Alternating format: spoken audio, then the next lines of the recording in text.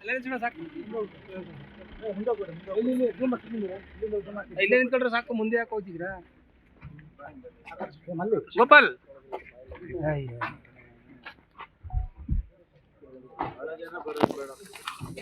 ಈ ಕಡೆ ಬನ್ನಿ, ದಾರಿ ಬಿಡಿ.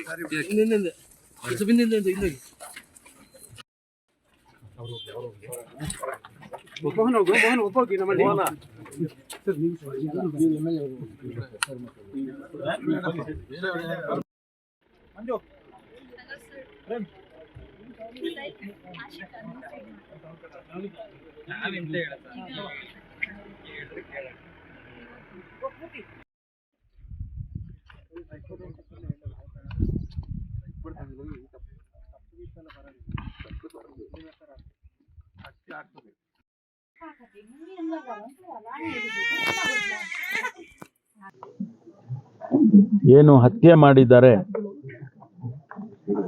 ಅವನು ಪ್ರಕಾಶ್ ಅಂತಕ್ಕಂಥವನು ಬರ್ಬರವಾಗಿ ಹತ್ಯೆ ಮಾಡಿದ್ದಾನೆ. ಬಹುಶಃ ನಾವ್ಯಾರು ಕೂಡ ಅದನ್ನ ಸಹಿಸ್ಕೊಳ್ಳೋದಕ್ಕೆ ಆಗದಂಥ ರೀತಿಯಲ್ಲಿ ಆ ಹೆಣ್ಣು ಮಗುವನ್ನ ಹತ್ಯೆ ಮಾಡಿದ್ದಾನೆ. ಅವಳು ಇಲ್ಲಿಂದ 2-3.5 ಕಿಲೋಮೀಟರ್ ಶಾಲೆಗೆ ಹೋಗಿ ಕಾಲ್ನಡಿಗೆಯಲ್ಲಿ ಪ್ರತಿನಿತ್ಯ ಹೋಗಿ SSLC ವರೆಗೂ ಓದಿ SSLC ಪಾಸ್ ಮಾಡಿ ಫಲಿತಾಂಶ ಬಂದ ದಿವಸನೇ ಮಾಡಿದ್ದಾನೆ. ಇದರ ಹಿನ್ನೆಲೆ ಈಗಾಗಲೇ ನಮಗೆಲ್ಲ ಗೊತ್ತಿರೋ ರೀತಿಯಲ್ಲಿ ಮದುವೆಗೆ ಸಂಬಂಧಪಟ್ಟಂಥ ವಿಷಯ.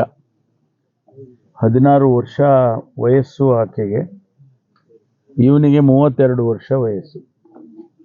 ಅವರ ತಂದೆ ತಾಯಿಗಳನ್ನ ಒತ್ತಾಯ ಮಾಡಿ ನಾನು ಅವರಿಗೆ ಮದುವೆ ಮಾಡ್ಕೊಳ್ತೀನಿ ಹಾಗೆ ಅಂತೇಳಿ ಎಂಗೇಜ್ಮೆಂಟ್ ಕೂಡ ಮಾಡಿಸ್ಕೊಳ್ತಾನೆ. ಮಾಡ್ಕೊಂಡ ನಂತರ ಯಾವಾಗ ಇಲಾಖೆಯವ್ರಿಗೆ ಗೊತ್ತಾಗ್ತದೆ, ಇಲಾಖೆಯವರು ನೀವು ಮದುವೆ ಮಾಡ್ಕೊಳ್ಬಾರ್ದು, 18 ವರ್ಷದ ನಂತರ ಮದುವೆ ಮಾಡ್ಕೊಳ್ಳಿ ಅಂತೇಳಿ ಅವ್ರಿಗೇನು ತಿಳಿಸ್ತಾರೆ. ಅದಕ್ಕೆ ವಿರುದ್ಧವಾಗಿ ಅವನು ಬಂದು ಒತ್ತಾಯ ಮಾಡಿ ತಂದೆ ತಾಯಿಗಳ ಜೊತೆ ಜಗಳ ಆಡಿಕೊಂಡು ನನಗೆ ಮದುವೆ ಮಾಡಿಕೊಡ್ಲೇಬೇಕು ಹಾಗೆ ಅಂತೇಳಿ ಅವರು ರೆಸಿಸ್ಟ್ ಮಾಡಿದಾಗ ಅವ್ರ ತಾಯಿಗೆ ಹೊಡೆದಿದ್ದಾನೆ, ಕೈಗೆ ಏಟು ಬಿದ್ದಿದೆ.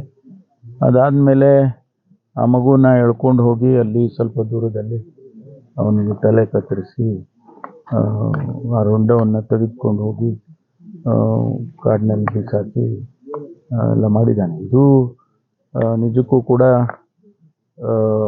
ನಾವ್ಯಾರೂ ಕೂಡ ಮನುಷ್ಯರು ಇದನ್ನು ಒಪ್ಕೊಳ್ಳೋವಂಥ ಕೃತ್ಯ ಅಂತೂ ಅಲ್ಲ ಇದು. ಈಗಾಗಲೇ ಅವನನ್ನು ಅರೆಸ್ಟ್ ಮಾಡಿದ್ದಾರೆ ಪೊಲೀಸ್ನವರು. ಏನು ಪ್ರೊಸೀಜರಲ್ಲಿ ಏನು ಕಾನೂನು ಪ್ರಕಾರ ಅವ್ರ ಮೇಲೆ ಕೇಸ್ ಮಾಡಬೇಕು, ಅವನಿಗೆ ಶಿಕ್ಷೆ ಆಗಬೇಕು, ಅದೆಲ್ಲವನ್ನು ಕೂಡ ಇಲಾಖೆಯವರು ಮಾಡ್ತಾ ಇದ್ದಾರೆ. ನಾವೇನು ಈಗ ಅವಳನ್ನ ವಾಪಸ್ ಕರ್ಕೊಂಡು ಬರೋದಕ್ಕಾಗೋದಿಲ್ಲ, ಆದರೆ ನ್ಯಾಯ ಒದಗಿಸ್ಕೊಡೋದ್ರಲ್ಲಿ, ಆ ಕುಟುಂಬಕ್ಕೆ ನ್ಯಾಯ ಒದಗಿಸ್ಕೊಡೋದ್ರಲ್ಲಿ ಆದಷ್ಟು ಶೀಘ್ರವಾಗಿ ಸರ್ಕಾರ ಕ್ರಮ ತಗೊಳ್ಳುತ್ತೆ. ಮತ್ತು ವಿಶೇಷವಾಗಿ